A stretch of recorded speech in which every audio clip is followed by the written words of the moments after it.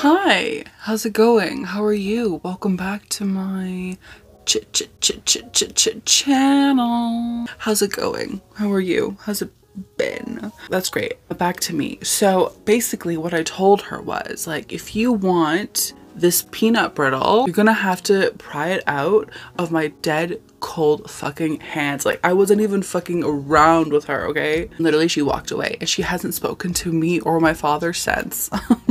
Hopefully she's dead. Oh, hi, didn't see you there.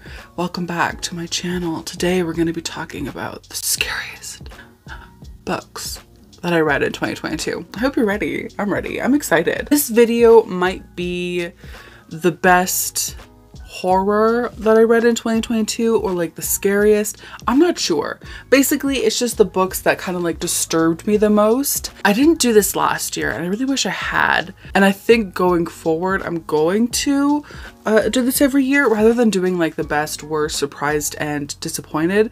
The surprised and disappointed, I have never understood. Like, I think I'm literally fucking dumb. I don't know. But I've never understood, like, what do you mean surprise? What do you mean surprising? Also, what's the difference between disappointed and like disliking? Like, I don't know. So I'm just like, I'm not even gonna fuck around with it. Instead, I'm just gonna do this category and then also do best and just general worst as well. Strap in, maybe get like a snack or something, maybe get some coffee and let's fucking party, okay? Maybe not party because we're like literally losers. We're just gonna talk about books, but you know, just like sophisticated party. Barely, not even. You would have to go to someone else's channel for that actually, never mind. Before we do get started though, actually, I was wondering if you knew about my Patreon. Oh, she's doing a self-promo. Oh, what am I doing? Anyway, I have a Patreon, which is basically a little subscription service where you can sign up for a certain tier and get certain awards. Things like exclusive content, reading sprints, productivity sprints, content schedules and calendars, like a bunch of other shit. On Patreon, I'm going to be posting like this video and my best of video and my worst of video and many other videos early. And then I'll also be going live 8 different times during the month of December. That's like twice a week. So if you're interested in joining the Patreon and being one of the chosen, go ahead and join us. Would love to have you.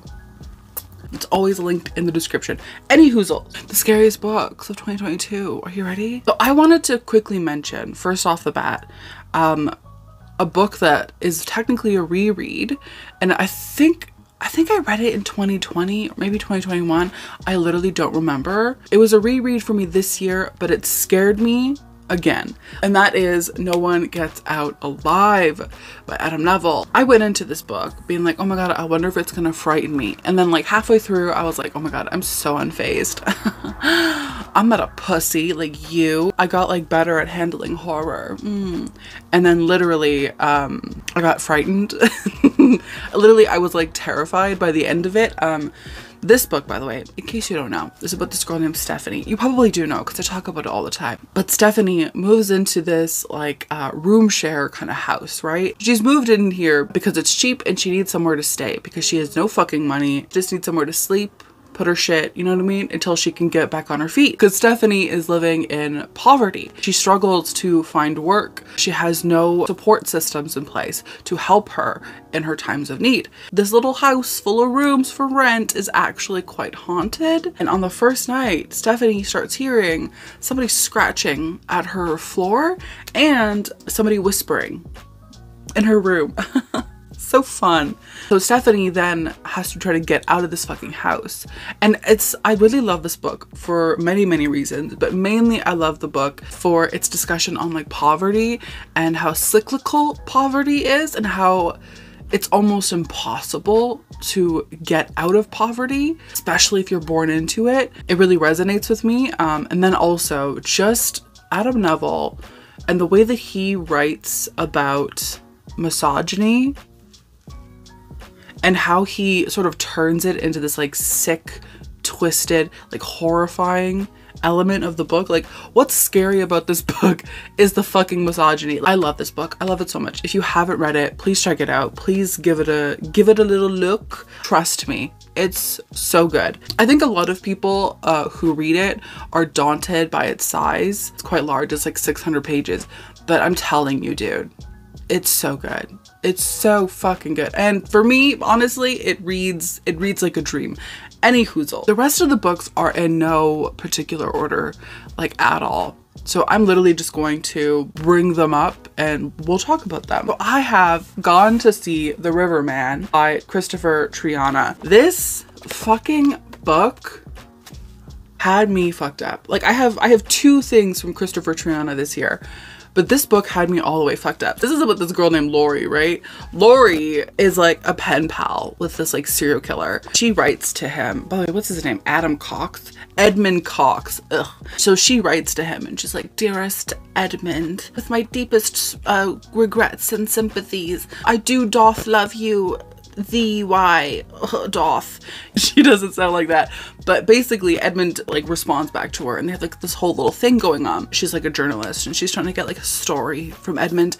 Edmund at one point is like, "Listen, Lori, if you really want to be the fucking #1, if you really want to be the #1 in my fucking heart, don't you want that, Lori? You should go to see The Riverman. What do you think?" So Lori is like, "Oh my god, Edmund, I doth yes," but Lori goes to see The Riverman, whatever the fuck that means. And she decides to take with her, because she's a stupid bitch, her sister Abby, who is mentally handicapped. This book, dude, you start it and you're like, oh, I think I understand what's going on. Like, I'm not stupid, you know? Like, I had it all figured out.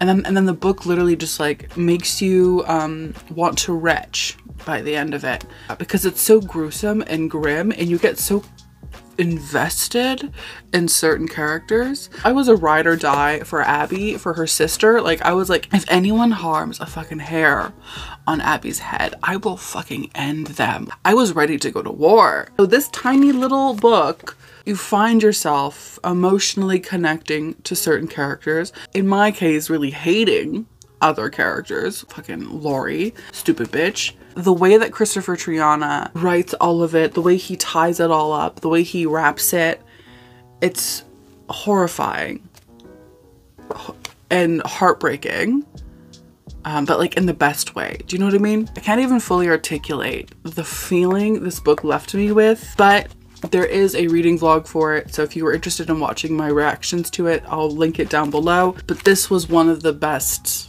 books I read all year. I fucking loved it. And I would say if you're new to splatterpunk specifically, this might be a good place to start. Like, it's disturbing, but it's not like completely fucked up. Like, you're not gonna go into it and like literally retch or puke or something.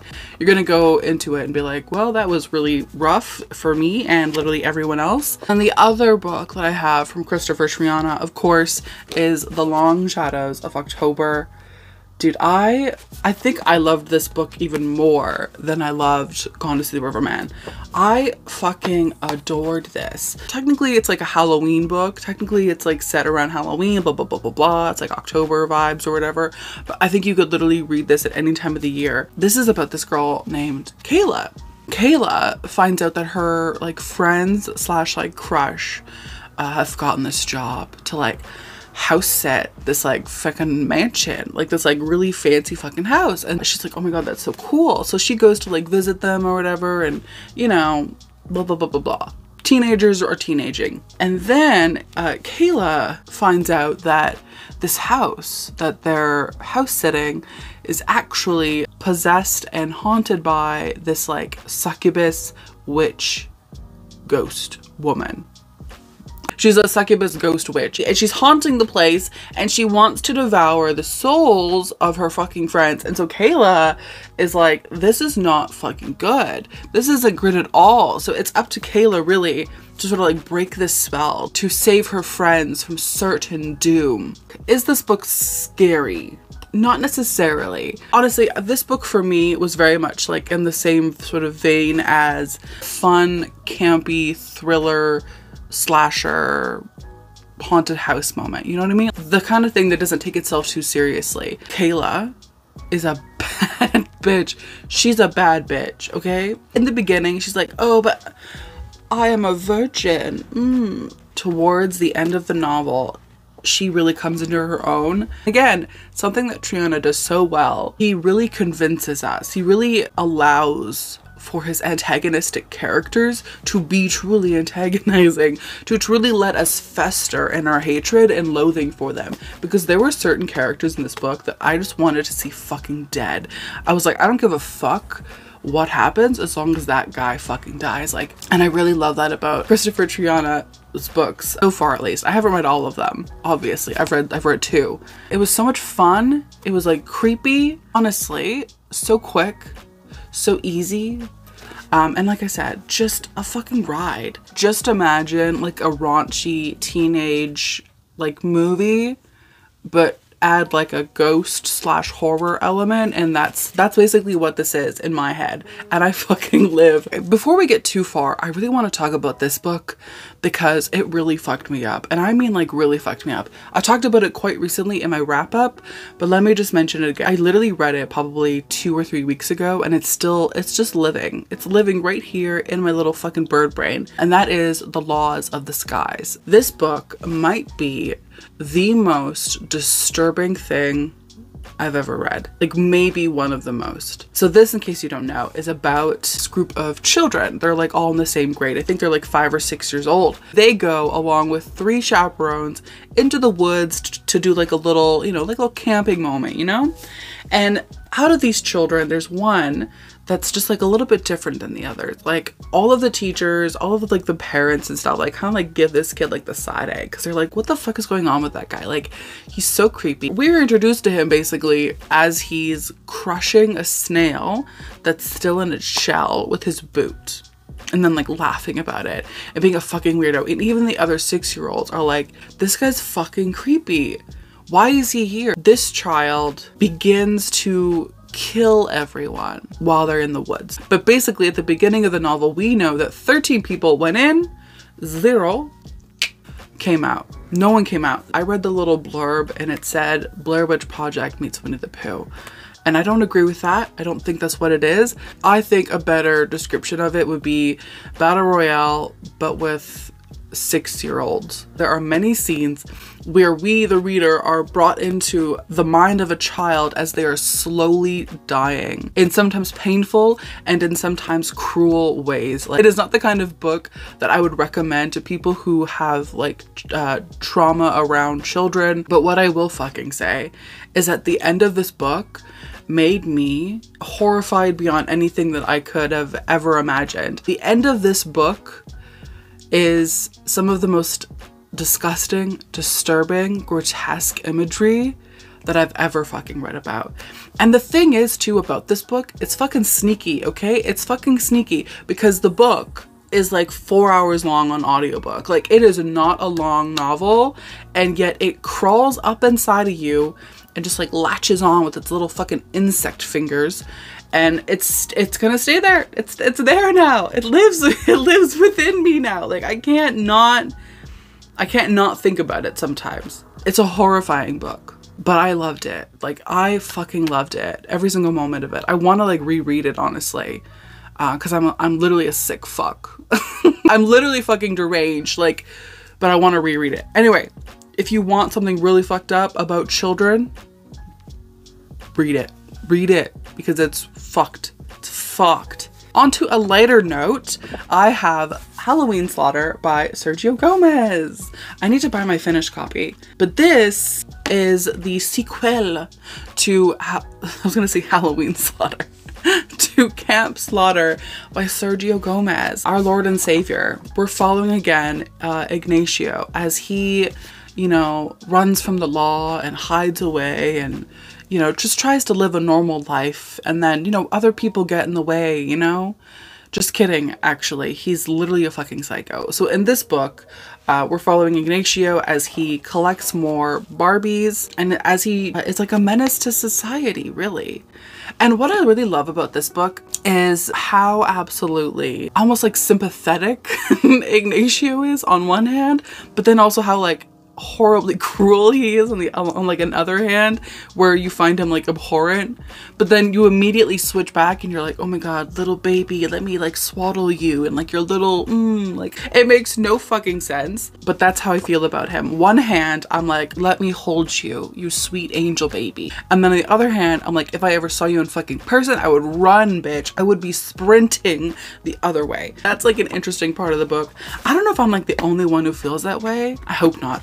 But anyway, listen, the way that Sergio thinks of and creates and plots his like slasher moments is crazy. He is, in my opinion, like the king of like unique death scenes, because sometimes it's kind of like, okay, like her arms were cut off, her ears were cut off, her legs were cut off, her eyes were scooped out. It's like, okay, cool, we've all been there, you know.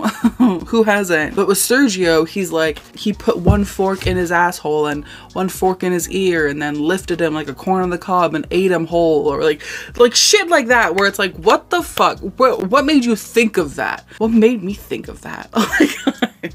Things like that. And that's what I fucking love about Camp Slaughter and Halloween Slaughter, is like how fun the death scenes are. Of course it's like sad because it's like, you know, RIP, but also at the same time I'm like, okay, Ignacio, like creative, genius, like innovation. I really loved this. If you haven't checked out Camp Slaughter or the sequel, check it out. They're so good, especially if you like slashers. Stunning, gorgeous. Next, let's talk about The Vessel by Adam Neville. I've mentioned this book so many times, so let's just do this quick, okay? This is about this woman who goes to work for this like woman named Florence. She's also kind of like violent, so she ends up like hitting our main character, whose name is Jess. But Florence might be magical. Florence might be a worshiper of the devil. Something isn't right with Florence, and not only that, but Florence is like getting her little claws in our main character's daughter as well. It's like not a good time for anyone. If you loved like The Visit by M. Night Shyamalan, just generally if you love like the trope of like creepy old people, this fucking book. This book is wild.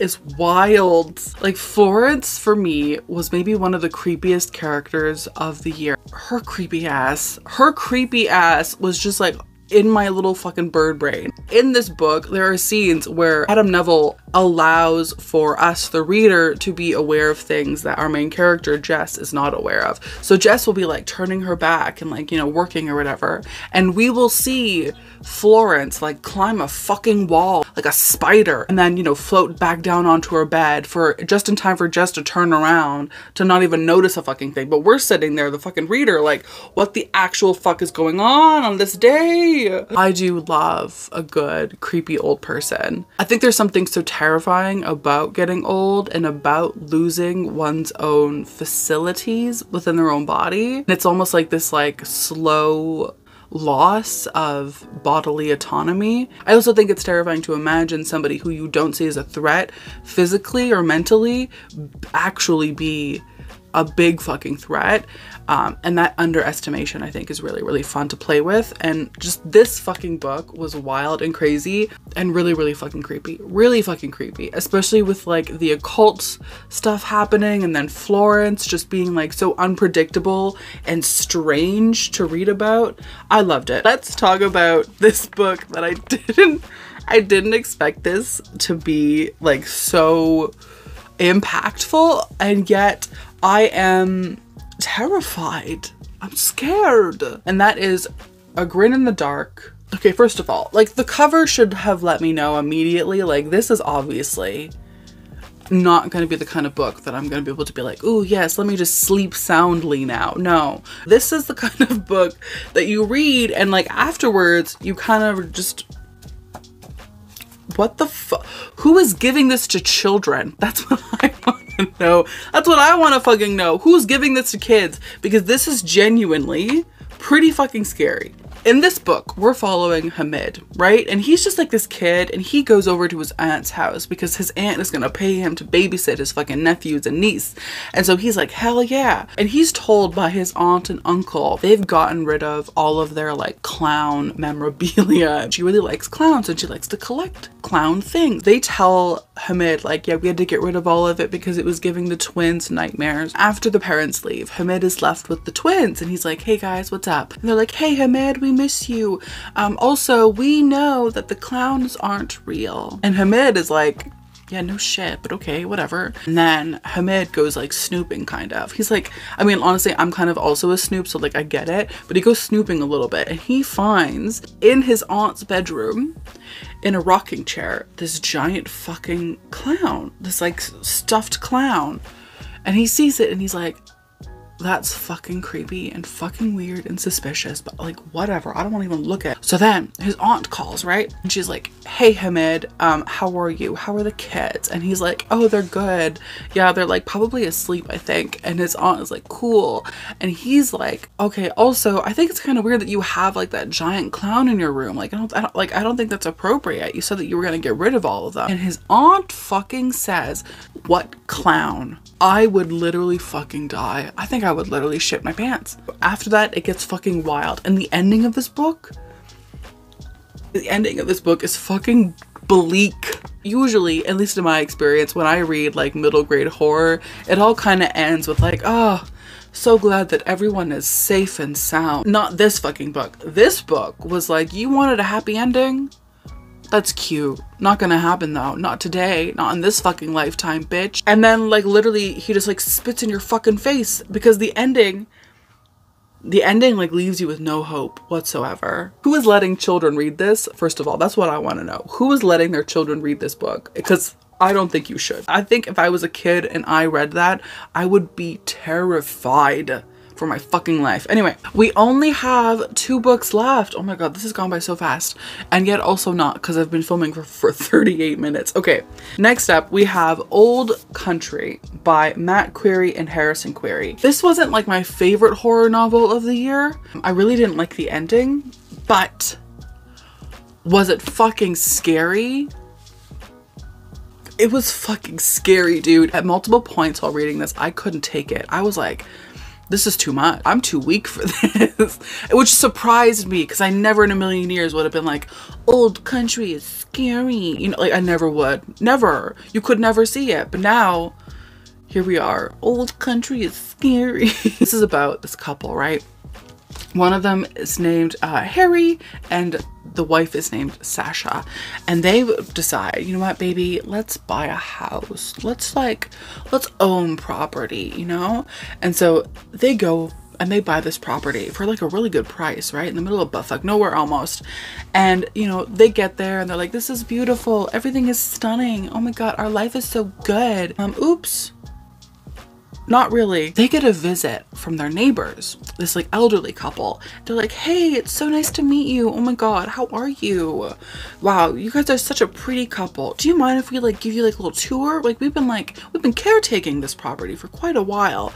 So we'd love to give you like the ins and outs. And so Sasha and Harry are like, oh my God, that's so nice. Thank you so much. So they go around the property and this old couple also is just like at one point like, hey, by the way, thought we should mention the property is like possessed / like haunted by this like malevolent being, deity, spirit, god thing. Every season we have to do rituals. Harry and Sasha are like, you can get the fuck out. Like this is so disrespectful. They do not believe this old couple until they see it for themselves. And the book goes from there. This book is infuriating to me because of Harry, because I hate him, but also it's, I think, emotionally impactful because of Sasha and her growth throughout the novel. And then also for like the other characters besides Harry. Also, the rituals are horrifying. And when I say horrifying, I mean horrifying.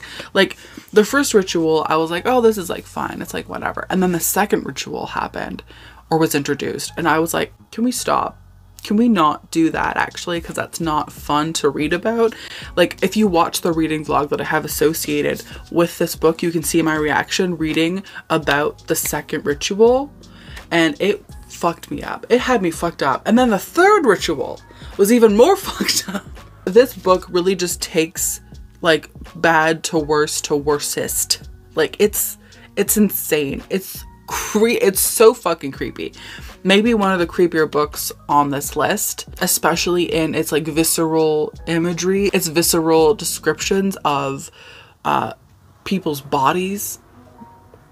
And like, oh my god, I can't even. Like I said, I didn't like the ending, but I really fucking loved just how like almost terrifying this was. Like, it was intense, it was gripping, and it made you really feel like you were just as trapped as this couple is like on this property. I really loved it. If you haven't checked this out yet, 10 out of 10 would recommend. I really liked it for its creepiness. Last but not least, and I'm sure you know exactly what book this is gonna be, like, you have to know it. I have, of course, Mary by Nat Cassidy. I expected to love this book. I did not, however, expect to be completely blown away by it. Nat Cassidy literally snatched my wig, threw it across the room, and then completely eviscerated me, like read me. Like, I was beholden to this, and I don't even know what beholden means. I loved this so much. Okay, but in case you don't know, in case you're like, what is that book? I've never even heard of it before. Let me tell you. Mary, it's about this woman, of course, named Mary. Mary is like 50, right? She just turned 50, and she gets fired from her job as like a person who works at a bookstore. And basically they fire her because they're like, listen, we need to hire like younger people to inspire people to spend money here. Okay, Mary? And so Mary's like, ugh, whatever. So something about Mary that's a bit strange, a bit weird, is like every time she looks in the mirror, look how floppy this is. Every time she looks in the mirror, she sees herself for a moment, but all of that slips away, and slowly she watches in her reflection as her entire body and face decay, and she doesn't know how to stop this. And so when she goes to the doctors, they're like, listen, Mary, you're just fucking old, like, get over it, like, you're fucking old, like, this is like what happens. Mary is like, I'm pretty sure this isn't what happens, but thanks. So then after she gets fired, Mary gets a call from her aunt Nadine, and her aunt Nadine is like, listen, bitch, I need help because like I'm getting older, and like I really appreciate it if you would be a good niece and actually fucking help your family. And so Mary is like, okay, well, I guess this is like an opportunity for me to go see my aunt and like help her out. And that's what she does. And the book goes from there. This book had me fucked up from page one. Specifically, this one quote sold me on the entire book. I grip the sink with both hands for balance and watch as my face begins to decompose in the glass. Flesh sags, crumbles, oozes in cloddy, rancid rivulets.